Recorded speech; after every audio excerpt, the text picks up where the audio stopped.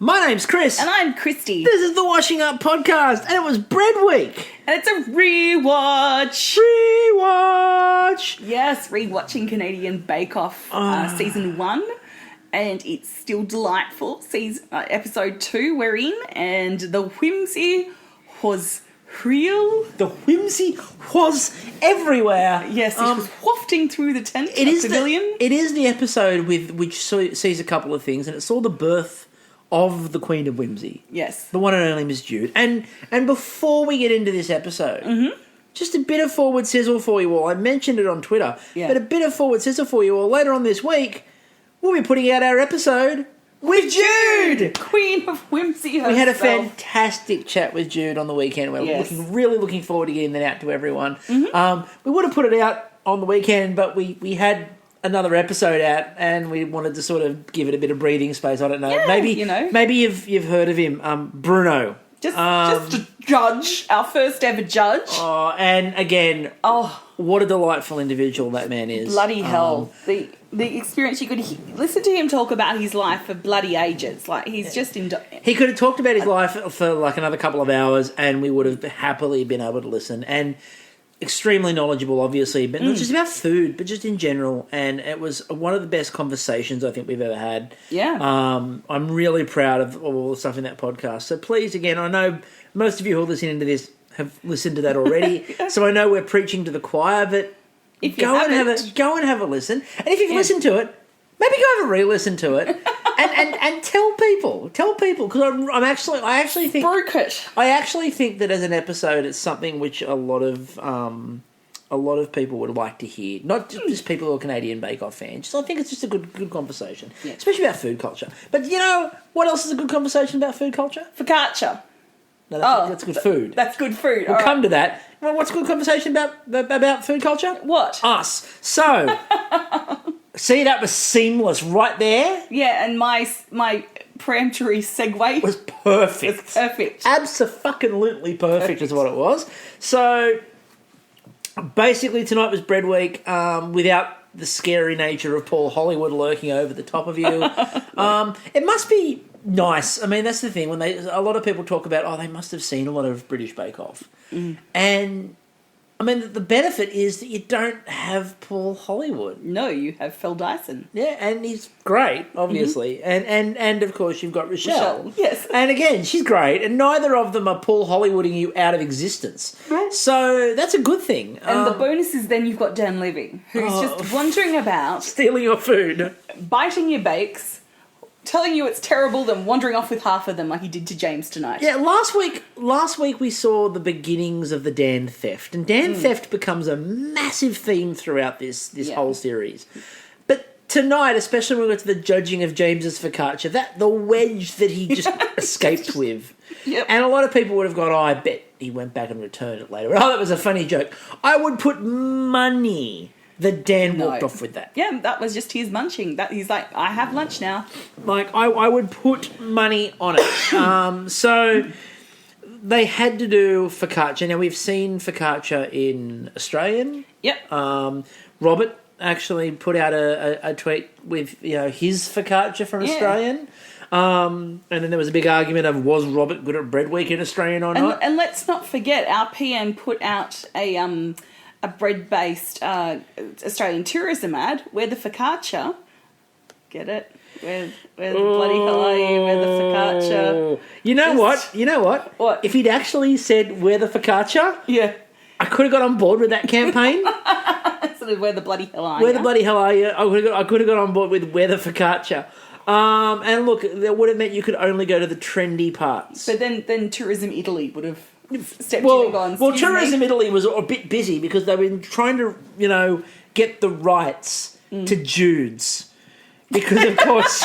Jude's focaccia. Okay, so we're going to start... all over the place. Well, that's the point. Yes, okay, it's a rewatch. So, Jude's Italian focaccia, which I'm sure is part of, again, the idea of Tourism Italy, when they reboot... So what I did there. When they reboot post-COVID, I'm quite sure that Jude will be getting phone calls to come and create just Italian focaccia all over the place. Yeah, Italian shaped focaccia. Leave them. Just leave them in like alleyways and like tables and Just doors. boost morale. Yep. They've lost a lot of their senior seats, a lot of nonnas and... Be a nonna, visit Italy. What's the grandfather's name? Like, Doesn't matter, they're not important. I know. What? We don't... The They granddads, normally- no one gives a shit about. They normally have a massive heart attack after watching football and yelling at the TV. Oh, okay. Yeah. So, well, poppers? Well, Are they poppers? also, you've seen the poppers. That sounds Papa! poppers is a very different thing. What I'm actually thinking though here, They're a Tetra Pak full of juice. what I'm actually, thank you for going in that direction with it. I greatly appreciate it. You're welcome. But what I really find fascinating is the idea that like the reason why the old men are having heart attacks. Have you seen Italian television? Oh, they're like So many sexy women. big-breasted young women Yeah. with like older guys on TV, and it's just it's truly bizarre. It And can only be matched by Slovenia, I'm presuming. it can only be matched by the nature of Jude's Italian boot. What's all that a boot? I can't believe I did that. Yeah, you can. I did that. One of the things I did appreciate, she's like, the olives aren't representing any cities, but if one was to represent Rome, it would be right here. I did like the way that Jude did that, where she went, they don't represent anything, but let's make them represent something. Are you now inspired to take this to one of your geography classes and maybe get the kids to make a bread from that region, and then they have to put the cities in with like ingredients? Would that go down at your school? No. So... Okay, just trying. Look at that. Look, I'm not trying to you're the teacher in the family and the cook. I was just trying to combine the two loves of your life. I would like to eat my food without it having been somewhat spat in or otherwise, defaced. Okay. And yeah, no. Okay. So I thought that I love Bread Week and I love focaccia as a challenge. And again, in Australian, obviously focaccia was a really good challenge. I love what is it about focaccia? See, for me, I'm a sucker for the crispy base. Yeah, I am it's a crispy, absolute sucker for crispy base. and just the herb flavour in it. But it's I know that was coming. You walked into that one. Yeah, it just adds, like when you toast it up, and it's that crispness. It's that crunch and that oilness and that. You've got to have the crunch on the bottom, but then the fluffiness inside. It's going to be fluffy inside. And that's why, I really appreciated Julian's, because when they pulled Julian's one out of the pan, because he'd used the cast iron, that base looked absolutely sensational. Yeah, unfortunately for Julian, it was all about the base because there was no bubble. All about the base, about that base, no bubble. So speaking of songs, Vandana, Chris' favorite baker, Vandana, what's she baking today? A fucking amazing focaccia is the answer to that. Yeah. That Mediterranean focaccia, I would have done a Dan Levy, but I would have cut a sliver like Dan did, left that, taken the rest of the focaccia. I do agree with the judge's decision, thing where they said there's probably too many toppings on there, like too much topping. I don't care. I know you love a Laiden focaccia. I love a Laiden focaccia. If there's one thing people know about me, it's a Laiden focaccia. What will be written on your tombstone? Laiden focaccia. Here lieth... Probably my cause of death. Yes, Laiden focaccia. Here lieth Chris and his Laiden focaccia. Laiden focaccia sounds like my pen name for when I write a novel series. It also sounds But a baker who's looking for a truth with a dark secret. It also sounds like your indie garage band. Ladies and gentlemen, Laiden focaccia! Garage door slowly opens. Good night, Springton. There will be no encore. But they were all Laiden focaccias, really. I mean, I thought that, obviously Vandana's more. Yeah. Terry's is quite Laiden. I mean, she had 4 quarters in hers. Yes, and the problem for very poor Terry... pagan. Well, the problem for poor Terry was it didn't quite rise, so it looked like a really cool pizza. It did, yeah. But the walnut and that looked goat cheese. Yeah, goat cheese and walnut that looked really good. And you had James with the blue cheese and walnut as well. Yeah. I really love Linda's because for me with focaccia, I like it simple and just like the rosemary, the oil. That was and making her own rosemary olive oil too. You know, shades of Ian from British. But can I just say, There we go. it sounds fancy, but I've done it, and all you do is I know what you don't crap all over her. No, I'm not. I'm just saying I may have given out some gifts of olive oil because I was dead broke back, like 25 years ago. And Kristie spent 5.5 hours per bottle making this amazing cold pressed olive oil with like rosemary that was hand grown. Well, actually, yeah, it was because I got it out of my garden. But then I just went down to the local grocer and bought the cheapest fucking olive oil I could find in bulk. I was trying to and sell then it like it is decanted something. it into some $2 shop bottles and put my sprigs of rosemary in there. Trying to. And then I put a little ribbon on it. It looked really fancy. I was so trying to talk you up then. I was trying. You know what? By the way, there is something very impressive about Kristie's story there. What? You kept a plant alive. Yeah. You kept the rosemary alive. Yeah, I did. I've seen your garden. I know. Look, rosemary thrives on neglect. And if there's one thing I've got in abundance, It's neglect. It's neglect. Rosemary thrives on neglect. There you go. So that's the secret to our garden. Thank you, yes. Plants that thrive on neglect. Yep, just ask the mint out on the balcony. Yeah, the mint is going great guns. Do not bother it. It is fine. The mint is going great guns. Why? Never touched it. Yeah. So the Laiden focaccia levels, though. I mean, I love that Sabrina had the Italian pride one, and Jude just had the Italian boot. So it was a bit of an Italian off. Yeah. I mean, I thought it was. I felt bad for poor Jude though because they really got stuck into her about the whimsy. And I'm like, no, Don't smash the whimsy. The whimsy is great. We need more of it. Just wafting around the tent, infecting people, as we'll see in later episodes and seasons. That whimsy does not leave. It does not. Now, the other interesting thing I thought was we have to have a bit of a conversation about Corey. So here are some words that rhyme with Corey. Story, glory, allegory, Montessori, and far more importantly, not words that rhyme with Corey, but things that Corey should never say. Bread week is my week. Bread week's my week. This is my week. I'm a bandit for bread week. And then when he got to the bagels, he doubled down and said that my bagels are the best Montreal bagels outside of Montreal.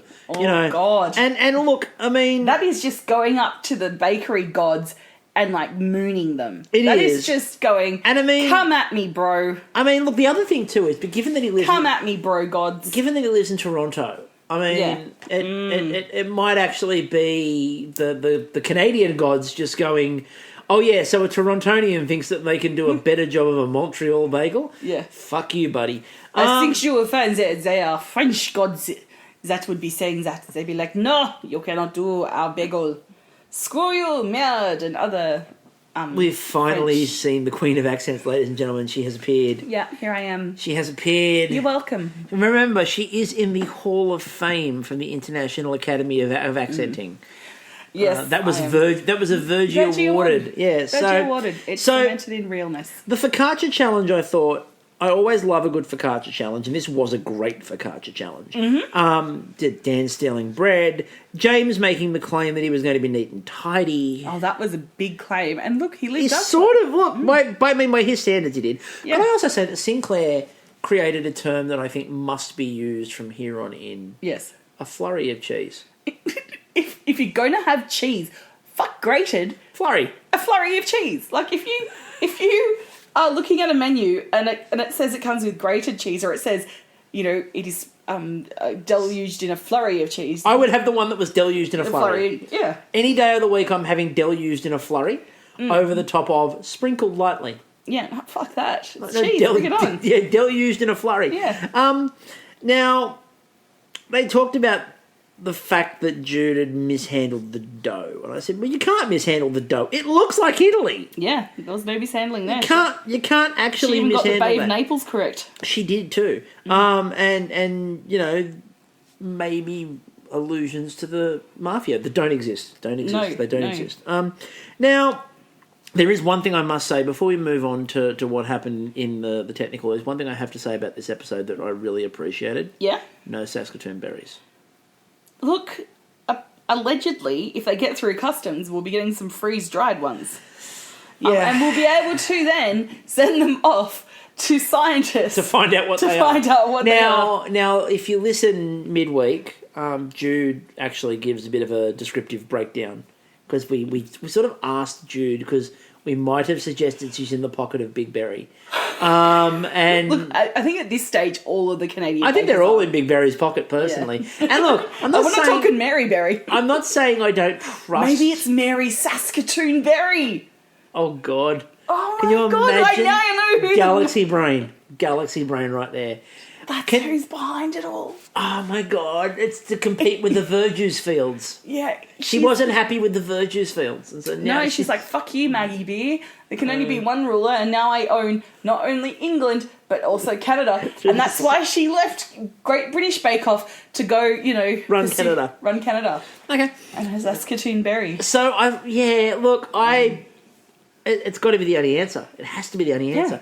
Jude actually gives a really good description of it, although, again, I'm not saying I don't trust Jude, but they're probably all in the pocket of Big Berry. And look, we've fallen victim. We have. We've fallen victim. Obviously, the Saskatoon Berry Association of Australia, which we found out was a shell company and not real at all. Although they've since reached out to us again and told us they are a real company, and that was, not them. Sorry, we ended up in debtor's prison in Canada. Yeah. Bailed out by the late Leo. I mean, don't get us wrong. Like, debtor's prison in Canada is actually very nice. It was lovely. It was a resort. Yeah. But we were bailed out by the late Leo, obviously, who had a big night at the casino while we were locked up. Yeah. So we're a bit suspect on the berries, but I was so pleased to see Bread Week, no berries whatsoever. Yeah. Not even a Mary. So Montreal Bagels. So that's not how you pronounce them. Shut up.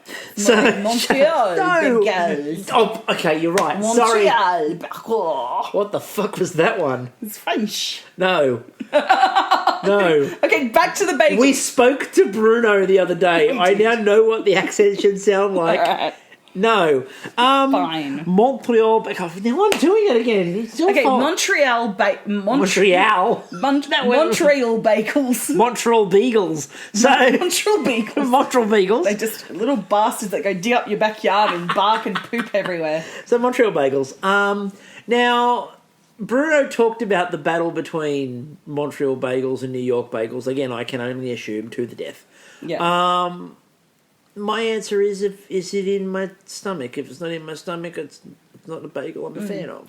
I haven't had a Montreal bagel, so I couldn't compare, but I would really like to, particularly how they've described them as being crispier and have that honey sweetness. That would be pretty bloody cool. It seems to be the honey, the honey glow seems to be the honey water seems to be the thing. Yeah. The big difference.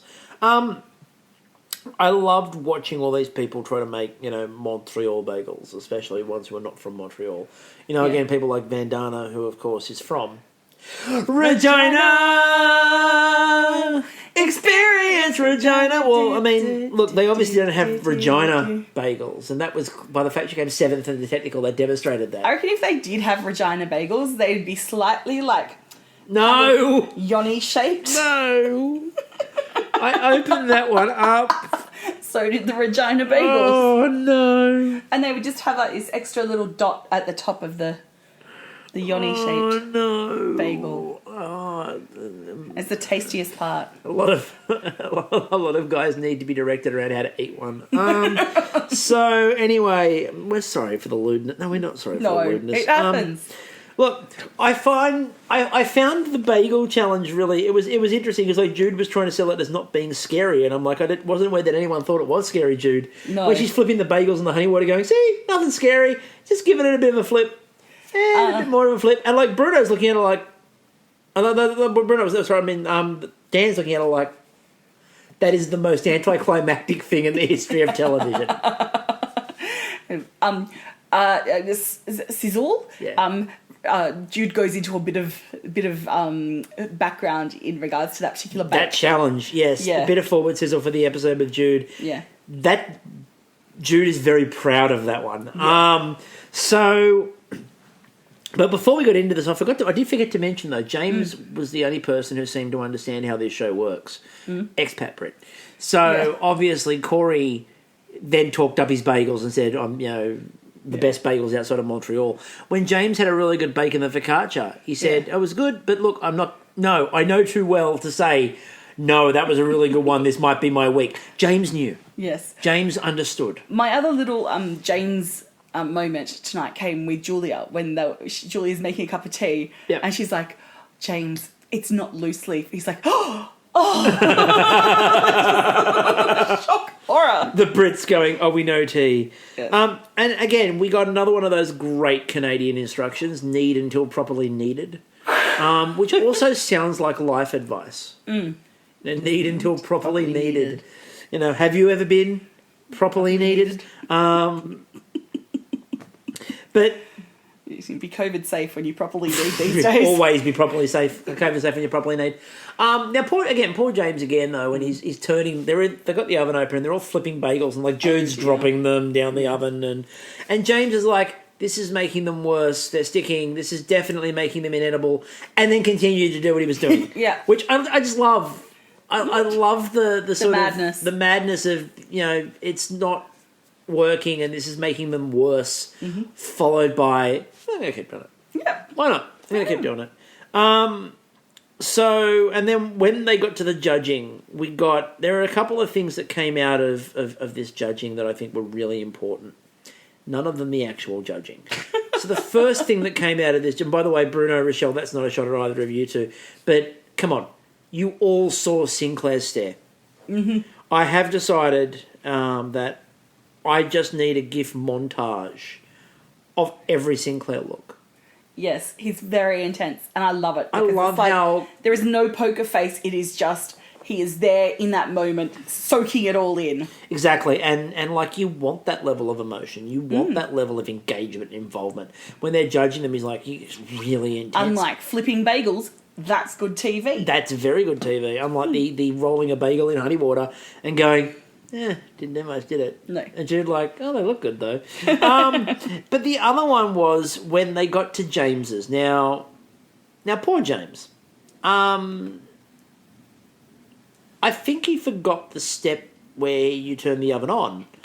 I love you, James. But when James put his up, it was raw dough. It was. And like poor Rochelle, she's like, I'm not eating that. Yeah. And like and when they did the judging, this one here, which is Bruno, this is obviously last because we couldn't eat it. And then like when they went, the dough isn't cooked properly. Just the look that James gave of, I don't know. But then I loved it was between Terry and Jude. For top. Yeah, Terry and Jude were the top two, and obviously. Terry did look very nice. So in the challenge, no, don't apologise. Okay. You were good. James is 9th, obviously, and it should be, realistically, he should be 10th. Look, we're just stopping you back because we even feel that even though he is Pierre was at home Pierre was in at home, Quebec. not even making bagels. Pierre was at home in Quebec, so guess what? Chances are his Montreal Bagels are there somewhere. I'm going to give Pierre 9th. Sorry, James. So you have James at 10th. Pierre, not involved, at 9th. Corey, 8th. Again, Corey's big weakness was something... Hubris in front of the baking gods. Was better than that. Because it's something I've never seen done before. He basically invoked his own Montreal bagel recipe. Yes. Including using the mixer where the others didn't. Yep. And it was really sort of poking the baking gods. Yep, just poking the bear. And so 8th. And then 7th, we had Vandana. I personally feel outrage. 6th was Julian. 5th was Sinclair. 4th was Sabrina. Yeah. 3rd was Linda. And again... This week, last week we all saw Linda and it wasn't brilliant. She was lucky. But as we go through, you're going to see that it's a really good thing that Linda had survived week 1. Because she is fantastic. What we saw tonight from Linda is closer to normal, she is and normal what she Linda. produces. Especially when we get to that flower basket. Yeah. So second was Jude, which she was thrilled. Yeah. And again, the most surprised person ever when she wins something remains Terry, who just always has this look like, what? Well, because Terry Owen's so confident, she has to look like she's like got no confidence. The only way she can sell the fact that she's not Terry Owen. Yeah. So that takes us to the showstopper. Now they had, to make the showstopper, they had 4 hours and they had to make a bread-based centerpiece. Now, I feel that this was one of the greatest redemption stories in Bake Off. James and his fucking bread sculpture after having apologised to the people of Montreal. I did love the fact that he basically apologised to a major city in Canada and almost a province, really. He almost apologised to the entire province of Quebec. Mm-hmm. So the showstopper was interesting. Now we get a couple of interesting things that come out of this one. First of all, with Corey. Right? Corey made a bread that we're going to see a lot more of. Holla. Holla, holla. Yes, and it was big. Like, that was big colour. Like, he's like, not only am I going to make it tasty, it's going to feed, like, a fucking small army. I think his solution to everything was, look, if I just make a giant centerpiece, I mean, from something in the bread has to be good. Some angles it did look a bit penile, but overall... I didn't see penile. I saw, because of the braids, again, I saw that it was like a large representation of a colonoscopy. This is the root. And it was reflecting what would have happened. And again, especially with the bottom, which yes, true. Which looked like the aftermath. James's Middle Eastern star bread we do need to talk about. Yeah, so the layering in James. Look. On one hand, when James had the darker layers of dough being rolled out there, it did look like a roll-up. Because it was on... It was the date. It was the date, but it was on... Was it date and fig? But it was on plastic. Yeah. So it looked like a roll-up. Possibly the most embarrassing and disappointing roll-up in history if it was a date and fig roll-up. Oh, like, I never liked roll-ups. I liked playing with them and doing shit with them. Nonsense, Kristie. They tasted like beautiful plastic. Oh my God. I'm even like that as we talk about There wasn't even a fruit flavour, really. No, Mum would always put them in our lunch boxes, and I swear most of mine just ended up like decorating the playground, so I'd tear out shapes and then stick them on. We never really got them. Like, and it wasn't a case of like I wasn't allowed to have them. I just didn't want them. I had no fucking choice when I got in my lunchbox. Until I got old enough to start making my own lunch, in which case I just stopped making lunch. I didn't. Because I would choose a sleep-in over packing lunch. I didn't normally take a lunchbox. I did in primary school, I did a lunch order every day. Oh my God. Yummy drummies. You know how I got to Yummy buy stuff drummies, in the which canteen? by the way, nowadays, if I had a yummy drummy, I think I'd be sick because it's the processed chicken with corn inside it. I feel a bit guilty, but I used to pilfer coins out of my mum's purse. Because she'd never give us any, so I just go and acquire some myself. To be fair, my school canteen did have carob buds, and I frequently used to end up accidentally with carob buds. See, my third primary school in Ultimo had no fucking canteen. You had to get written permission to walk up to the top shop unless you had a friend going up there to go and... Then they go to Broadway. It was too far away. Here's the thing, right? Living in Ultimo, it was fucking horrendous because there was nothing close by. Everyone's like, oh, you're near the powerhouse. Okay, that was close by. And Darling Harbour was close by. And, and the monorail. Okay, so despite those things, the pool... on a hot day was minimum half an hour walk because this is before they built the Ian Thorpe pool. Well, to be fair, he was too busy at school with me. Yeah, he was, but if he could have just hurried the fuck up so that we could have got our pool. Sorry, I didn't know at the time. I should have told him. Yeah, thank you.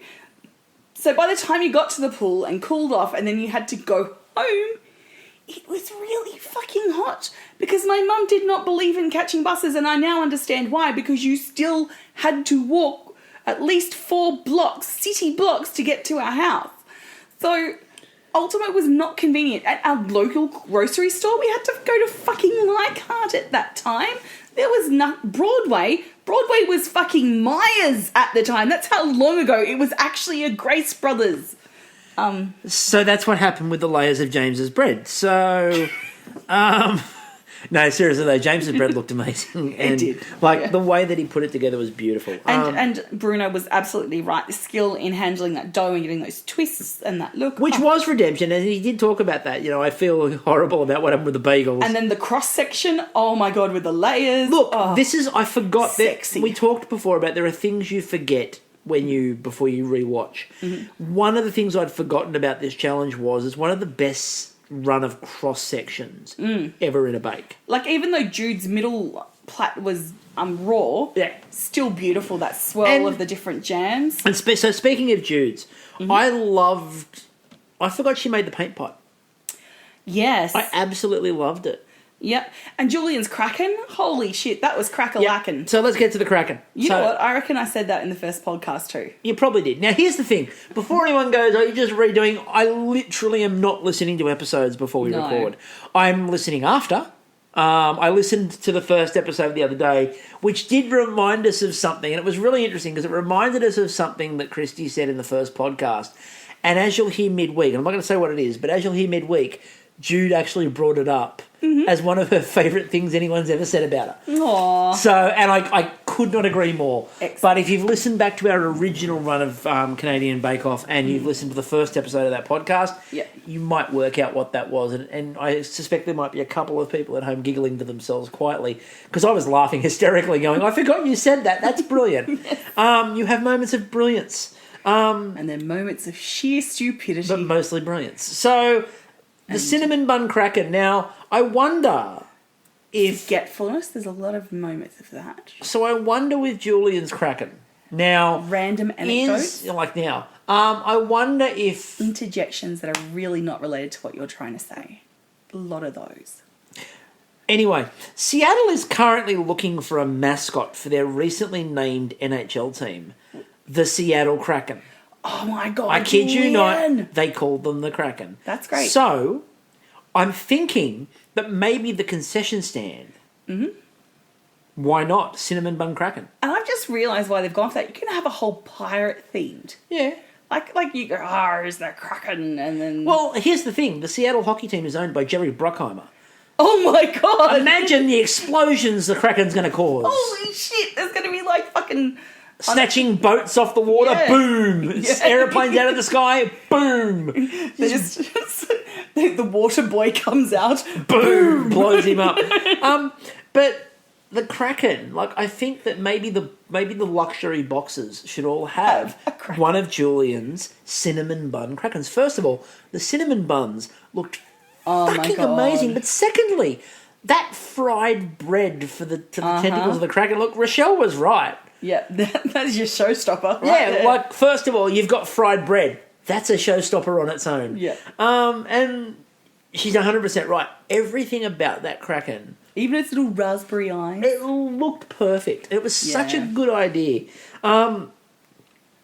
We go from, the ridiculously brilliant in the Kraken to the sublime. Yes. And we go to two lots of sublime in one. So let's talk about them. Because it's the same basic concept done twice in very different ways. Yeah. Linda. Oh, her weaving, her that basket. Plaiting, as she said, you've got grandchildren, you learn how to plait. Cut back, by the way, at that point to Jude, going, I should have put that over there. Oh, yeah. No, it was Terry going, I also plait. I've got 3 daughters. All the people with children going, I know how to plait, I know how to plait. Cut back to Jude going, that goes over there.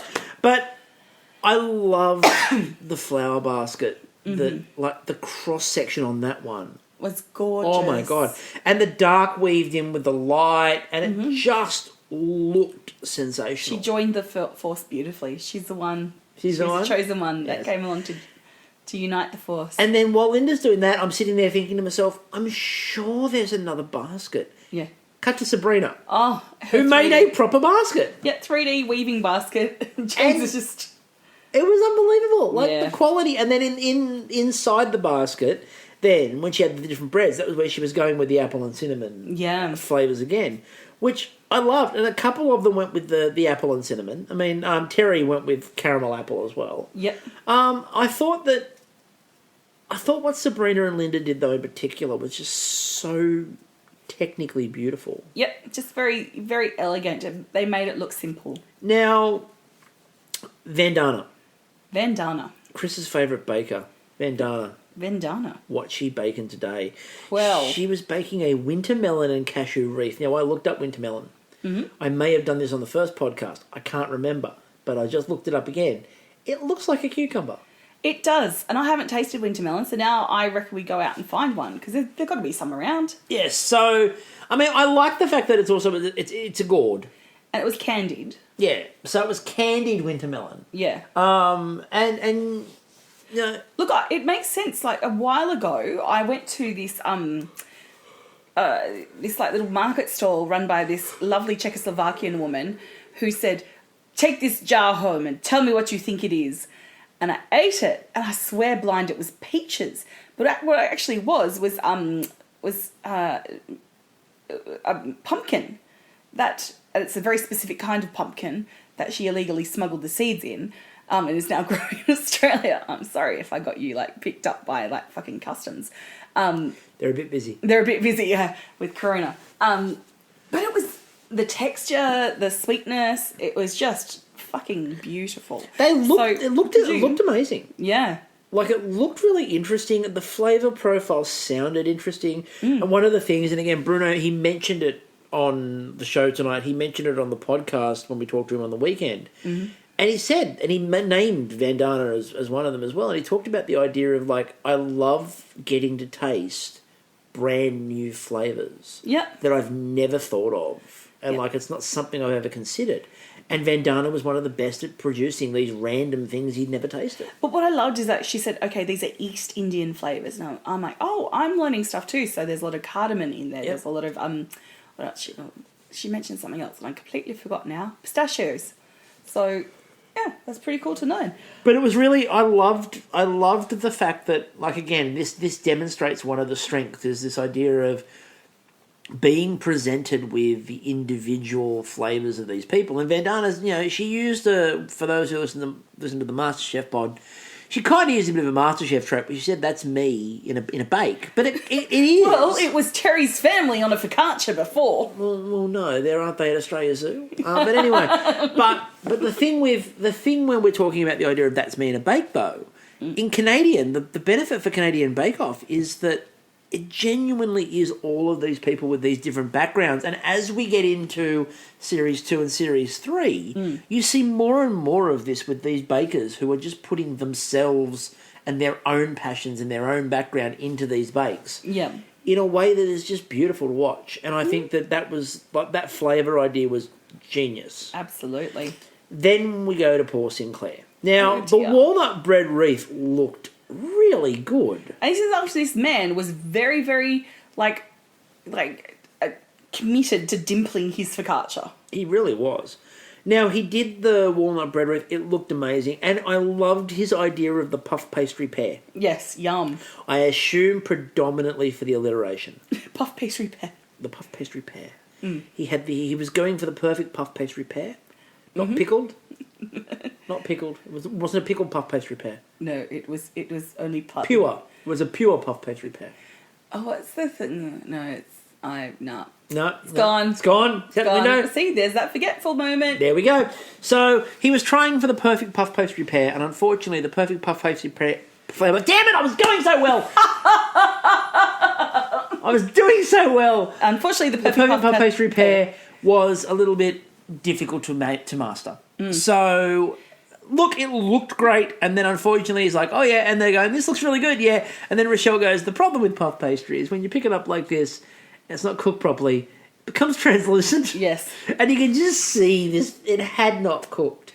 And look, I think part of the problem with the puff pastry pear was that the puff pastry pear had a lot of precipitation under the puff pastry. So the puff pastry pear had maintained its level of moisture because of the precipitation under the puff.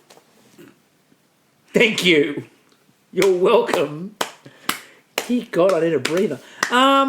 So, unfortunately, that was enough to send Sinclair home. Yeah. Which gives you an idea, though, of how the week went. I mean, it was interesting because, like, after the technical, you're like, oh, James, you're in deep shit. Yeah. But that And James star is like, bread "Fuck was you guys." so good. How good's this? Like that, you couldn't have sent him home off the back of the star bread. No.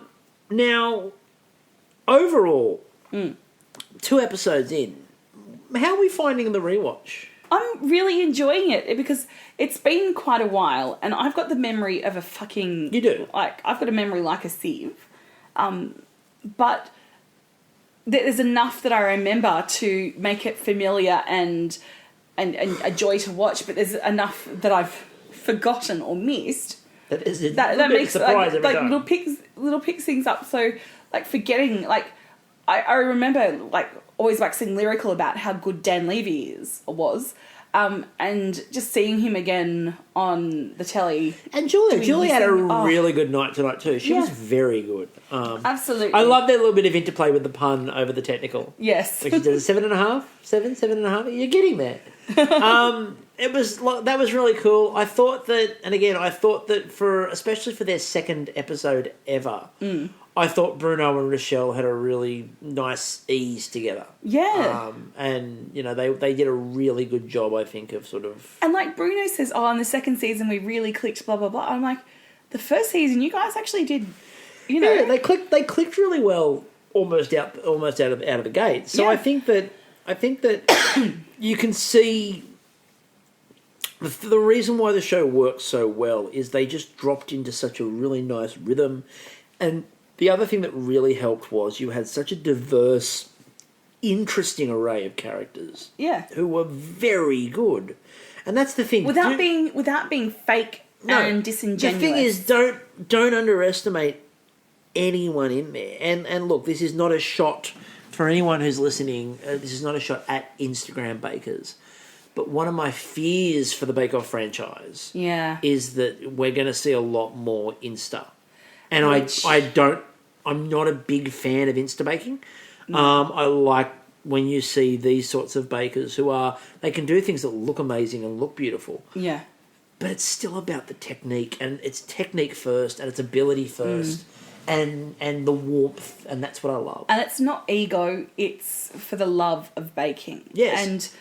there's a lot of culture and context with Instagram, and I don't want to see that invade and take away the spirit and the heart of Bake Off. No, that's what most of the shows on Netflix are for. Yeah, exactly. You want to, if you're an Insta baker, go on something like what's that one with the food Heston gods? Blumenthal. I can't remember what it's called anymore. Yeah. Crazy Delicious. Crazy Delicious, yeah. Yeah, it's not Ugly Delicious, it's a Crazy Delicious. Yeah. I think that Netflix has just decided they're going to call every cooking show blank delicious. They're just going to insert a word in front of it. I'm waiting for one called fucking delicious. Yeah, that'll happen at some point. It's got to. Ridiculously delicious. They'll run out of them.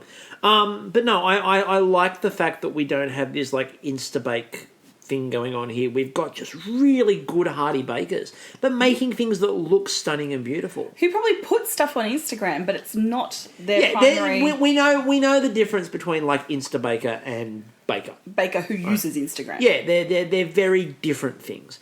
I think that again, everyone's feedback on the first episode was really good. All these people who have never watched Canadian, I got a lot of positive feedback from people.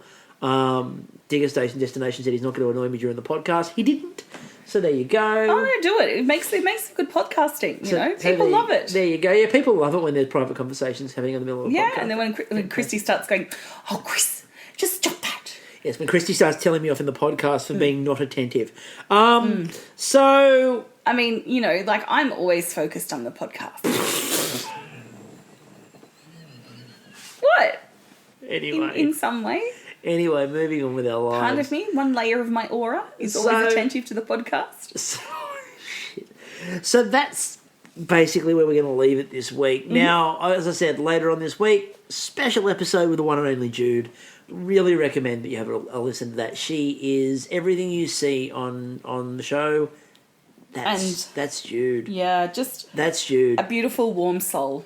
Yeah, just love her to death. Who has some amazing stories and is genuinely hilarious. You want to hear some behind the scenes stuff? You're going to get it. You want to hear some amazing stories about people who have... Again, we talked about Bruno and his life and talking about his stories. Jude's got some stories. Oh, and not to mention an exclusive, not outtake, but like insight into the Battenberg bake. Oh, yeah, we get a lot of Battenberg talk. There's Battenberg talk all over the place. And the idea of Jamgate. Leave it at that. We'll leave it at that. So, until next week, I'm still Chris. And I'm still Kristie. And we will catch you all later. Yar, kraken.